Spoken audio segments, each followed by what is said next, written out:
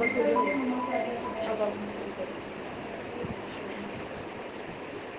نحمده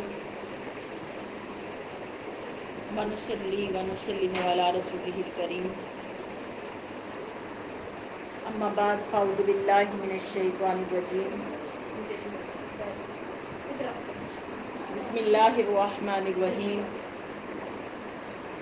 قل هو اللہ احد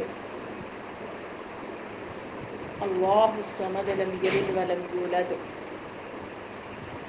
ولم یکن له کفوا احد آمنت باللہ صدق اللہ ومولانا العظیم وصدق رسولہ النبی الکریم ونحن علی ذلک لمن الشاہدین والشاکرین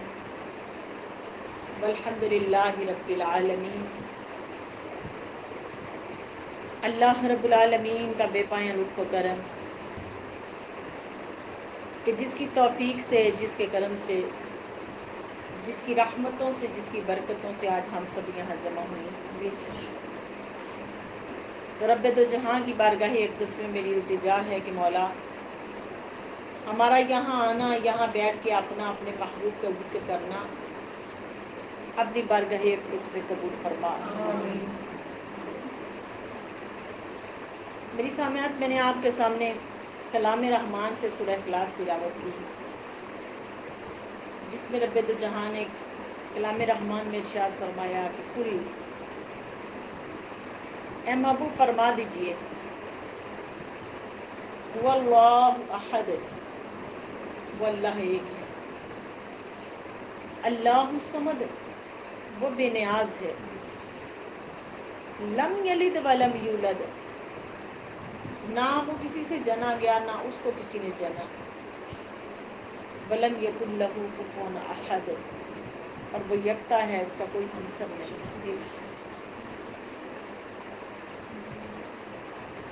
یہ جو سورہ اخلاص ہے، اس کے اندر رب کائنات نے جو پہلا مضمون اس کے اندر ارشاد فرمایا، اس کے اندر رب کائنات نے ارشاد فرمایا کہ میرے محبوب، جہاں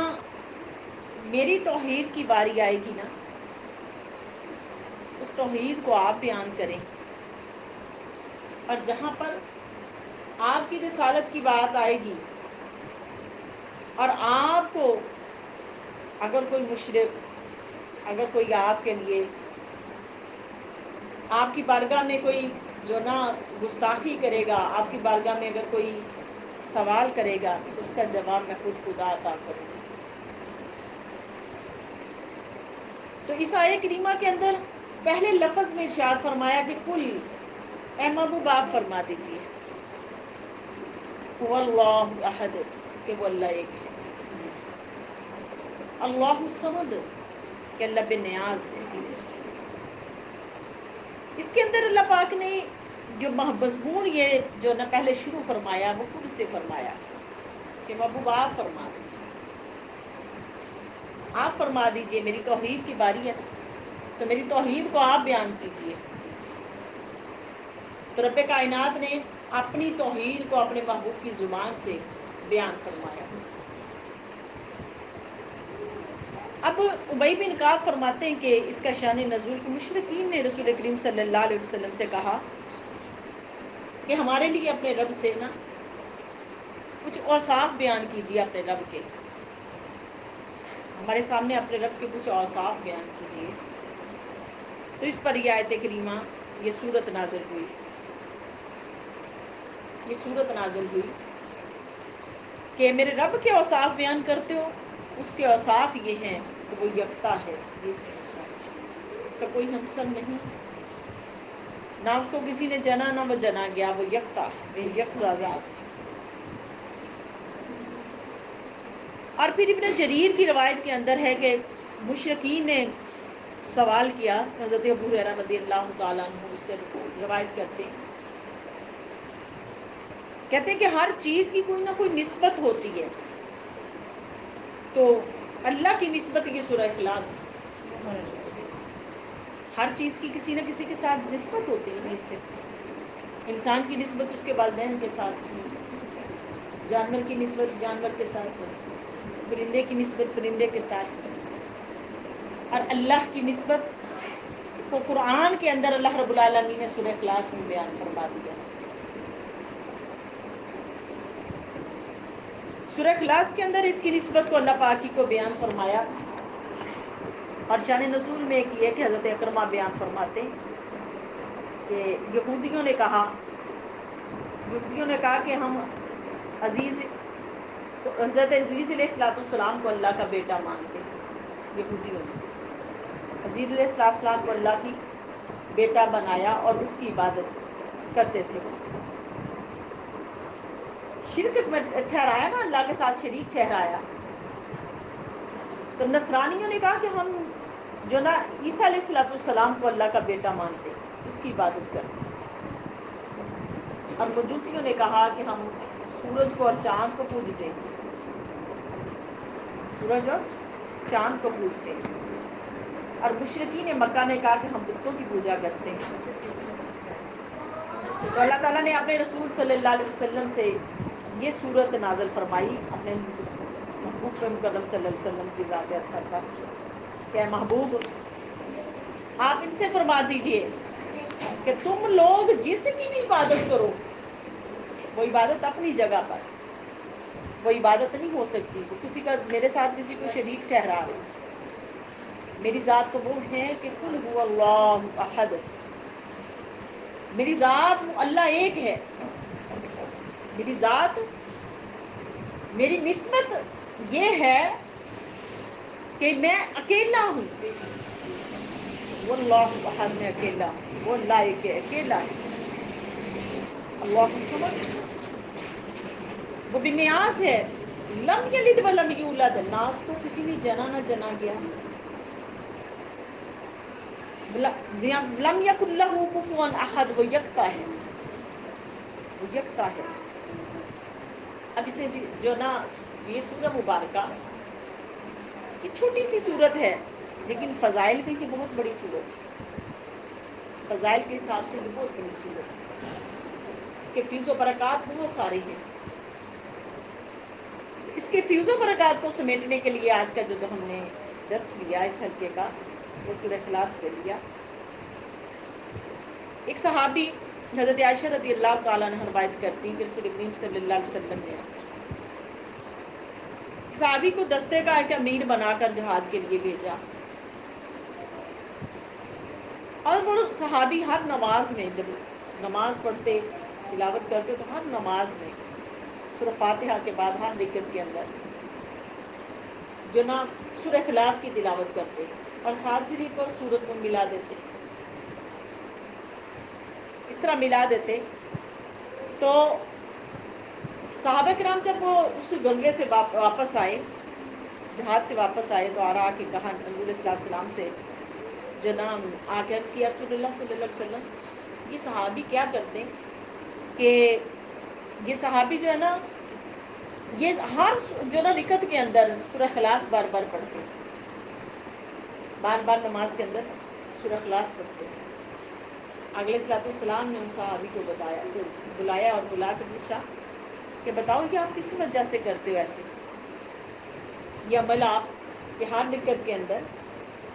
حکم تو یہ ہے نا کہ قرآن مجید میں اس کی صورتوں کو جو ترتیب کے ساتھ پڑھا جائے، ترتیب کے ساتھ پڑھا جائے،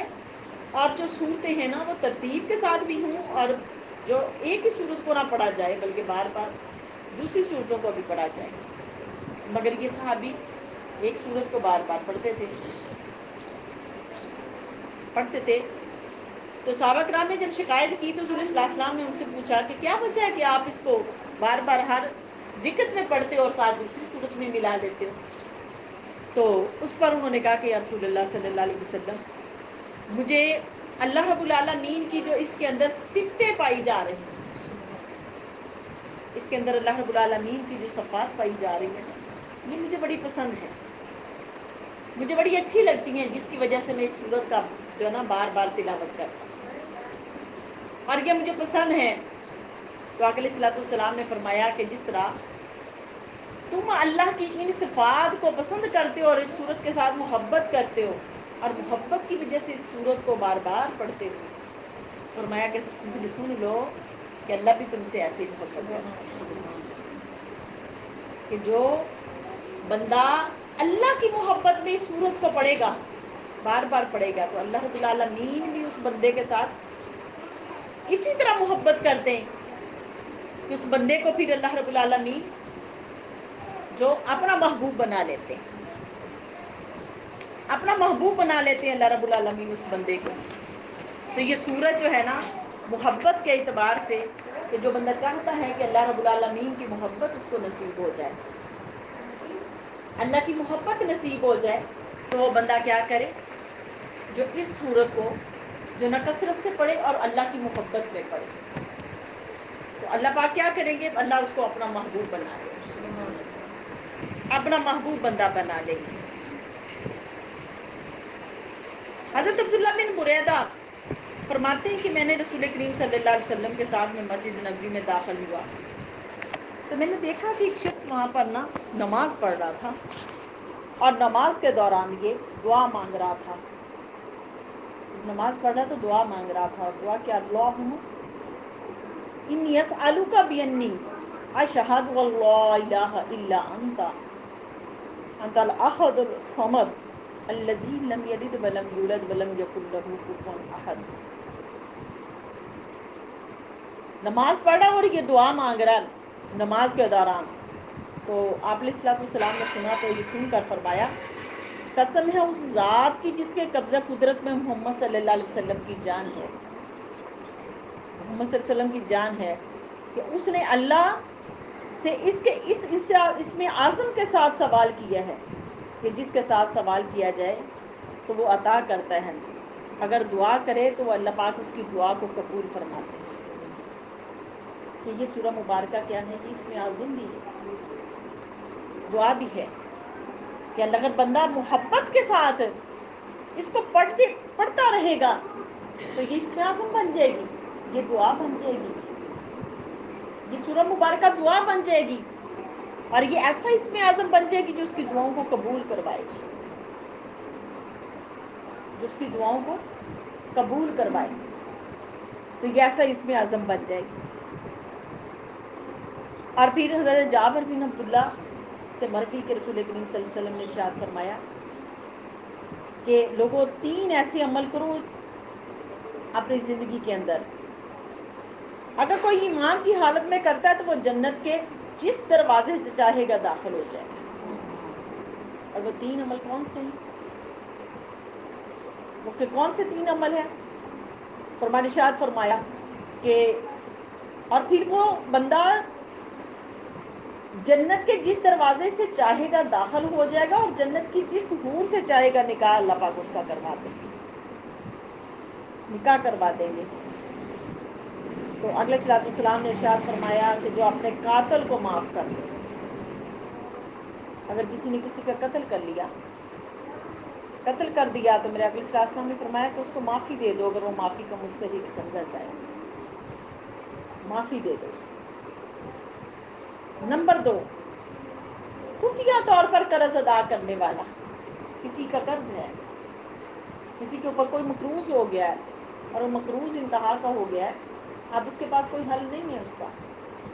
میرے علیہ السلام نے فرمایا کہ اس کا قرض اتار دے، خفیہ طور پہ، کسی کو پتہ بھی نہ چلے، کسی کو پتہ بھی نہ چلے، اور وہ اس کا قرض اتار دے۔ تو میرے آقا علیہ السلام نے ارشاد فرمایا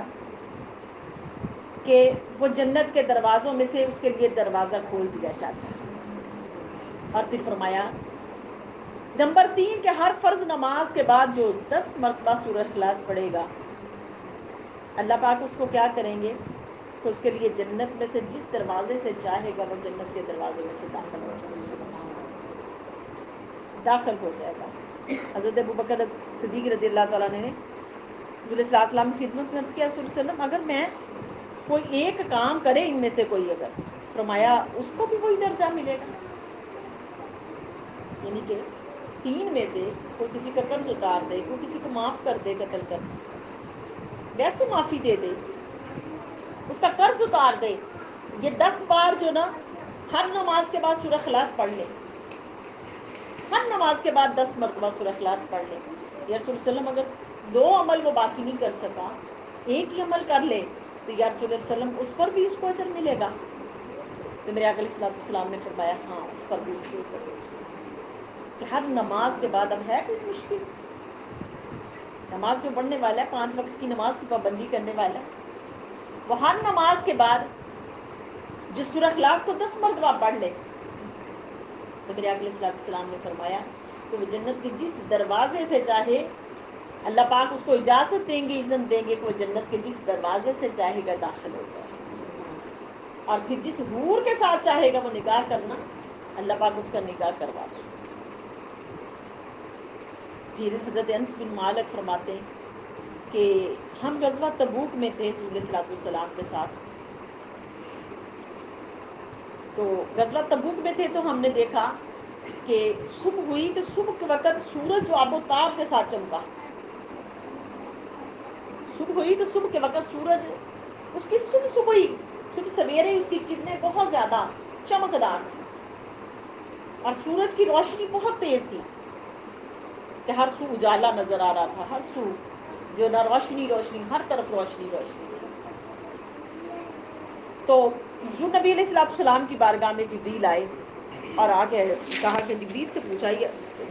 جبریل جیسے آج سورج طلوع ہوا ہے اس سے پہلے کبھی طلوع نہیں ہوا، اتنی زیادہ روشنی آج سورج کی. حضور صلی اللہ علیہ وسلم نے جبریل سے پوچھا، جبریل حضور صلی اللہ علیہ وسلم کی خدمت میں آئے تو آقا صلی اللہ علیہ وسلم نے پوچھا کہ جبریل اس سے پہلے ہم نے کبھی سورج کی اتنی روشنی دیکھی نہیں، اتنی زیادہ روشنی دیکھی نہیں جتنی آج ہم نے روشنی دیکھی اس کی. تو جبریل کہنے لگے کہ یا رسول اللہ صلی اللہ علیہ وسلم کہ مدینہ کے اندر معاویہ بن معاویہ لیسی وہ مدینہ میں انتقال کر گئے، اور ان کے انتقال کرنے کی وجہ سے اللہ رب العالمین کی بارگاہ میں سے 70,000 فرشتے زمین پر آئے. 70,000 فرشتے زمین پر آئے، اور وہ زمین پر آنے کی وجہ سے وہ ہر سو جو روشنی زیادہ ہو گئی، ہر سو روشنی زیادہ ہو گئی. آقا علیہ السلام نے جبریل سے پوچھا جبریل عمل کیا تھا؟ یہ معاویہ بن معاویہ لیسین کا عمل کیا تھا جبریل؟ یہ کون سا عمل ایسا کرتے تھے جس کی وجہ سے اللہ رب العالمین نے ان کو اتنا اپنا مقرب کر لیا، اتنا اپنا برگزیدہ کر لیا، اپنا مقرب کر لیا؟ یہ کون سا عمل تھا؟ تو میرے آقا علیہ السلام کو جبریل بتانے لگے کہ یا رسول اللہ صلی اللہ علیہ وسلم یہ جو نا کثرت سے سورہ اخلاص تلاوت کیا کرتے ہیں، کثرت سے سورہ اخلاص سے تلاوت کیا کرتے ہیں. یعنی کہ رات کو سو کے اٹھتے تو سورہ اخلاص، اٹھتے بیٹھتے نمازوں کے بعد چلتے پھرتے یہ سورہ اخلاص کی تلاوت کرتے. اس عمل کی وجہ سے رب کائنات نے زمین پر ان کا جنازہ پڑھانے کے لیے،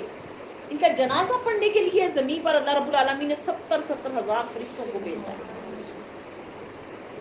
تو جبریل کہنے لگے یا رسول اللہ اگر آپ کا اذن ہو، آقا آپ کی اجازت ہو تو آپ کے لیے بھی ان کا جنازہ جو ہے نا وہ سامنے کر دیا جائے، آپ اس کا جنازہ پڑھ لیں.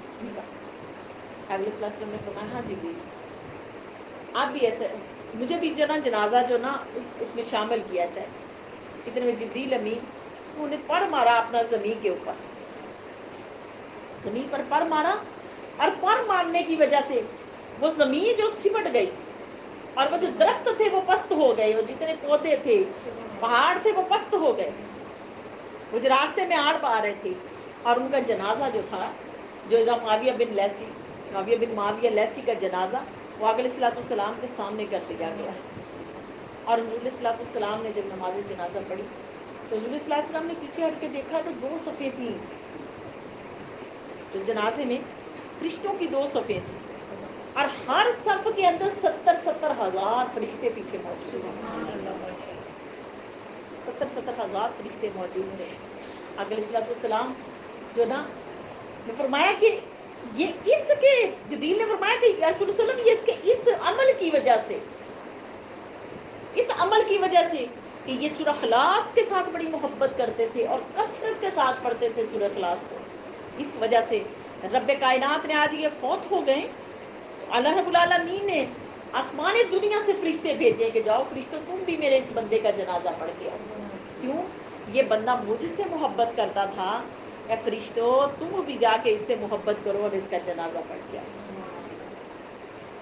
جنازہ پڑھ کے آؤ. کچھ چاہتے ہو کہ اللہ رب العالمین فرشتوں کو ہمارے جنازے پڑھائے؟ تو اس سورت کو کثرت سے پڑھا کرو، اس سورت کو کثرت سے پڑھا کرو. اور جو اس سورت کو کثرت سے پڑھتا ہے اللہ رب العالمین اس کے لیے خیر و برکت کے دروازے کھول دیتے ہیں. خیر و برکت کے دروازے اللہ رب العالمین کھول دیتے ہیں. حضرت عمر بن عامر روایت کرتے ہیں، فرماتے کہ میری ملاقات حضور علیہ الصلوۃ والسلام سے ہوئی تو میں نے جلدی سے آپ کا ہاتھ مبارک لی کر کے تھام لیا. آپ کا ہاتھ لی کر کے پکڑ لیا میں نے سنت کو پوری کرتے ہاتھ کو پکڑ لیا میں نے صلی اللہ علیہ وسلم اور کہتے ہیں کہ میں نا ہاتھ کو تھام لیا اور بیٹھا رہا. عرض کیا رسول اللہ صلی اللہ علیہ وسلم مومن کی نجات کس عمل میں ہے؟ آقا کا ہاتھ تھام کے میں نے کہا سوال کیا یا رسول اللہ علیہ وسلم مومن کی نجات کس عمل میں ہے؟ آقا صلی اللہ علیہ وسلم نے فرمایا ہے ابا اپنی زبان کو بند رکھو، زبان کو بند رکھو. یہ زبان دیکھو ایسا عمل ہے کہ زبان کی بعض کا زبان سے نکلا ہوا الفاظ بندے کو پتہ نہیں ہوتا کہ وہ بندے کا اپنے جسم کے اوپر وارد ہو رہا. جتنا بھی کلام اگر تو وہ ذکر اللہ بھی ہے یا خیر بھی ہے اس کلام کا اثر بھی انسان کو اس کا فائدہ ہوگا کہ اس کو اس کلام کے اثرات نصیب ہوں گے. اور اگر وہ اس سے اپوزٹ ہے، خلاف ہے اس کے، تو پھر اس کا شر اس کو ملے گا، اس کا شر اس کو ملے گا. تو میرے آقا علیہ الصلوۃ والسلام نے کیا فرمایا؟ فرمایا اپنی زبان کو بند رکھو. دوسرا فرمایا، پھر فرماتے ہیں کہ میں نے آقا علیہ الصلوۃ والسلام نے فرمایا کہ اپنی خطاؤں پہ اپنے گناہوں پہ رویا کرو، اپنے گناہوں کو یاد کر کر کے رویا کرو، اللہ کی خشیت میں رویا کرو. اور فرماتے ہیں پھر مجھے راستے میں جو نا رویا کرو، اور فرماتے کہ مجھے راستے میں پھر ایک دن ملے اور پھر میں نے آقا صلی اللہ علیہ وسلم کا ہاتھ پھر پکڑ لیا، پھر میں نے آقا صلی اللہ علیہ وسلم کا ہاتھ پکڑ لیا. اور جب میں نے پکڑا تو میرے آقا صلی اللہ علیہ وسلم نے فرمایا اے عقبہ بن عامر میں آپ کو وہ عمل نہ بتاؤں، وہ عمل نہ بتاؤں جو نہ تورات میں ہے، نہ زبور میں ہے، نہ انجیل میں، اور قرآن مجید میں لکھی تمام صورتوں سے بہتر ہے، تمام صورتوں سے وہ بہتر ہے جو قرآن میں ہے. فرماتے ہیں کہ وہ کیا یا رسول اللہ صلی اللہ علیہ وسلم؟ آقا علیہ الصلوۃ والسلام نے ارشاد فرمایا کہ اے عقبہ بن عامر آپ ایسا کریں کہ جو نا سورہ اخلاص پڑھا کریں، قل اعوذ برب الفلق پڑھا کریں، قل اعوذ برب الناس پڑھا کریں، ان کو پڑھا کریں، یہ صورتیں پڑھا کریں. عقبہ کہتے ہیں کہ پھر میں نے جب آقا صلی اللہ علیہ وسلم نے مجھے یہ بتایا نا تو میں کبھی کوئی رات ایسی نہیں گزری کہ جس رات میں مجھے یہ عمل مجھے کبھی بھولا ہو، کبھی بھی بھولا ہو مجھے یہ عمل. فرماتے مجھے کبھی بھی یہ عمل نہیں بھولا اور میں ہمیشہ یہ عمل کرتا رہا. اور پھر فرمایا کہ پھر آقا علیہ الصلوۃ والسلام ایک دن پھر مجھے ملے اور میں نے آپ کا دست مبارک چوما، اور چوم کے پھر آقا علیہ الصلوۃ والسلام نے فرمایا کہ میں نے کہا کہ یا رسول اللہ مجھے کوئی بہترین اعمال بتائیں. تو آقا علیہ الصلوۃ والسلام نے فرمایا کہ تو قطع رحمی نہ کر، صلہ رحمی کیا کر، رشتہ داروں کے ساتھ جڑ کے رہ، صلہ رحمی کر، اور جو تجھے محروم رکھے تو اس کے ساتھ جڑا رہ، اس کے ساتھ جڑا رہ، قطع رحمی نہ کر. فرماتے کہ جو قطع رحمی کرے گا، جو قطع رحمی کرے گا اللہ پاک بھی اس کو کاٹ دیتے ہیں، اور جو درگزر کرے گا اللہ اس کے اوپر رحم فرماتے ہیں. یہ عمل فرمایا یہ عمل کرتے رہو، اللہ پاک تمہاری اس عمل کی وجہ سے تمہیں زندگی میں برکات نصیب کریں گے، اللہ تمہیں خیر نصیب کریں گے، اللہ پاک برکات نصیب کریں گے.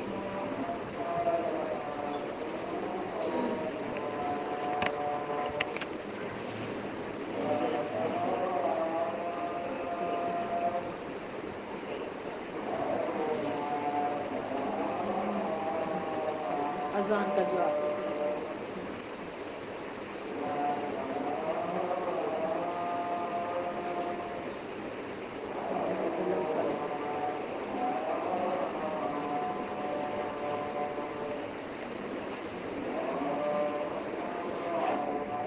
اللہ اکبر اللہ اکبر لا الہ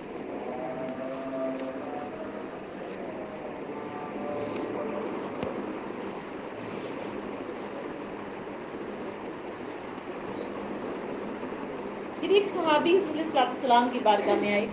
اور آ کے عرض کیا رسول اللہ صلی اللہ علیہ وسلم کہ میرے گھر میں مفلسی ہے، تنگ دستی ہے، مجھے اس کا کوئی علاج بتائیے، مفلسی اور تنگ دستی کا علاج بتائیے۔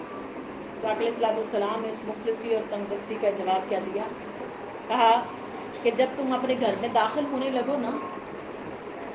جب اپنے گھر میں داخل ہونے لگو تو آقا علیہ الصلوۃ والسلام نے فرمایا کہ اپنے گھر والوں پر سلام پیش کیا کرو، یعنی ان کو سلام کیا کرو، اور سلام کے بعد ایک مرتبہ جو سورہ اخلاص پڑھ لے گا، اللہ پاک اس سورہ اخلاص کی برکت سے اس گھر والوں کی مفلسی بھی دور کر دیں گے اور اس کے پڑوس کی بھی اللہ پاک مفلسی کو دور فرما دیں گے۔ دیکھو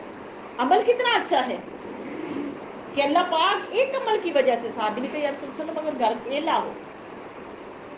صحابہ کرام نے کہا کہ صحابی نے کہا یا رسول اللہ صلی اللہ علیہ وسلم گھر اکیلا، گھر میں کوئی نہ ہو، خالی گھر ہو، اس گھر کے اندر اگر ہم داخل ہونا چاہیں تو پھر کیا کریں؟ تو آقا علیہ الصلوۃ والسلام نے فرمایا پھر مجھ پر سلام بھیج دیا کرو، مجھ پر سلام بھیج دیا کرو، اور مجھ پر سلام بھیجنے کے بعد فرمایا کہ پھر تم ایک مرتبہ سورہ اخلاص پڑھو اور پڑھ کے اس گھر کے اندر داخل ہو، اللہ پاک اس سورہ اخلاص کی برکت سے اللہ تمہاری مفلسی کو بھی دور کر دیں گے، تمہیں اللہ پاک برکات نصیب کریں گے اور تمہارے ہمساؤں کی مفلسی کو بھی اللہ دور کر دیں گے۔ کتنا بڑا عمل ہے۔ آج دیکھو بہنوں، آج ہم